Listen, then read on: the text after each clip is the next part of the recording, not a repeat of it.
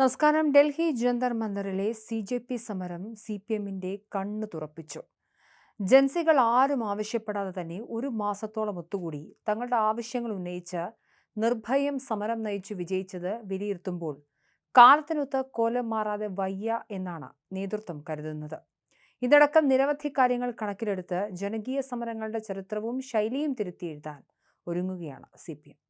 കാലങ്ങളായി പാർട്ടി പിന്തുടർന്നു പോരുന്ന റോഡ് ഉപരോധം, വഴിതടയൽ തുടങ്ങിയ പരമ്പരാഗത സമരരീതികളിൽ നിന്നും ഘട്ടം ഘട്ടമായി പിന്മാറാനും സംഘടനാ ശൈലി ആധുനികവൽക്കരിക്കാനും പാർട്ടി തീരുമാനിച്ചിരിക്കുന്നു.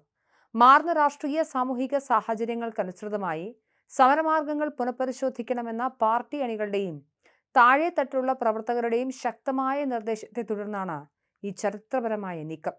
വരുന്ന സെപ്റ്റംബർ 13 മുതൽ 15 വരെ കോഴിക്കോട് നടക്കുന്ന വിപുലീകരിച്ച സംസ്ഥാന കമ്മിറ്റി യോഗത്തിൽ ഇത് സംബന്ധിച്ച നിർണായക തീരുമാനങ്ങൾ ഉണ്ടാകും.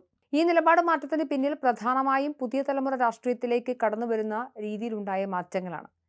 CJP പോലുള്ള സംഘടനകൾ നയിക്കുന്ന പുതിയ തലമുറ പ്രചാരണങ്ങളിൽ യുവാക്കളുടെ പങ്കാളിത്തം വലിയ തോതിൽ വർദ്ധിക്കുന്നുണ്ട്. പരമ്പരാഗത രീതികളിൽ നിന്നും മാറി പുതിയ ശൈലിയിൽ യുവാക്കൾ രാഷ്ട്രീയമായി സംഘടിക്കുന്നത് തങ്ങളുടെ സംഘടനാ പ്രവർത്തന രീതികളെയും സമരമുറകളെയും ആഴത്തിൽ പുനഃപരിശോധിക്കാൻ CPI നേതൃത്വത്തെ പ്രേരിപ്പിക്കുകയായിരുന്നു. സോഷ്യൽ മീഡിയയും ഡിജിറ്റൽ പ്ലാറ്റ്ഫോമുകളും കേന്ദ്രീകരിച്ചുള്ള പ്രചരണങ്ങൾക്ക് യുവതലമുറയിൽ ലഭിക്കുന്ന സ്വീകാര്യത തിരിച്ചറിഞ്ഞാണ് പാർട്ടിയും പുതിയ വഴികൾ തേടുന്നത്. ഇതിന്റെ ഭാഗമായി ഫേസ്ബുക്ക് പോലെയുള്ള സോഷ്യൽ മീഡിയ പ്ലാറ്റ്ഫോമുകൾ ഇനി മുതൽ രാഷ്ട്രീയ പോരാട്ടങ്ങൾക്കും ആശയപ്രചരണങ്ങൾക്കുമായി ഫലപ്രദമായി ഉപയോഗിക്കണമെന്ന് CPM സെൻട്രൽ കമ്മിറ്റി അംഗം തോമസ് ഐസക് അടുത്തിടെ പരസ്യമായി പ്രസ്താവിച്ചിരുന്നു.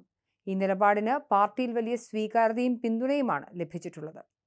സമരമുറകളിൽ മാത്രമല്ല, പാർട്ടിയുടെ താഴെത്തട്ടിലുള്ള സംഘടനാ സംവിധാനത്തിലും വൻ അഴിച്ചുപണിയാണ് ലക്ഷ്യമിടുന്നത്. നിലവിൽ പലവിധ ചുമതലകൾ ഒരേ സമയം വഹിച്ച സമ്മർദ്ദത്തിലാകുന്ന ബ്രാഞ്ച് സെക്രട്ടറിമാരുടെ ജോലിഭാരം കുറയ്ക്കുക എന്നത് പ്രധാന നിർദ്ദേശങ്ങളിലൊന്നാണ്.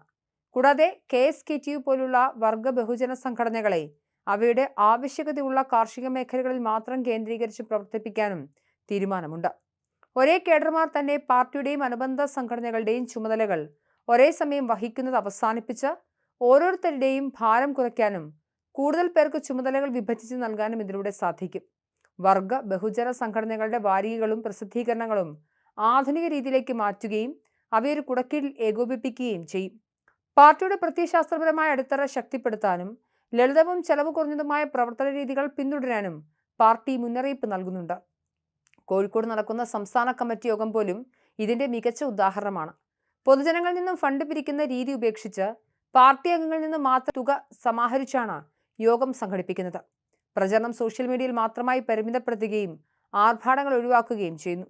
പൊതുജനങ്ങൾക്ക് ബുദ്ധിമുട്ടുണ്ടാകുന്ന വഴിയോര സമരങ്ങളിൽ നിന്നും പിന്മാറുന്നതിലൂടെ കൂടുതൽ ജനകീയ അടിത്തറ കെട്ടിപ്പടുത്താനും യുവതലമുറയെ പാർട്ടിയിലേക്ക് ആകർഷിക്കാനും ഇതിലൂടെ സാധിക്കുമെന്നാണ് CPM കണക്കുകൂട്ടുന്നത്.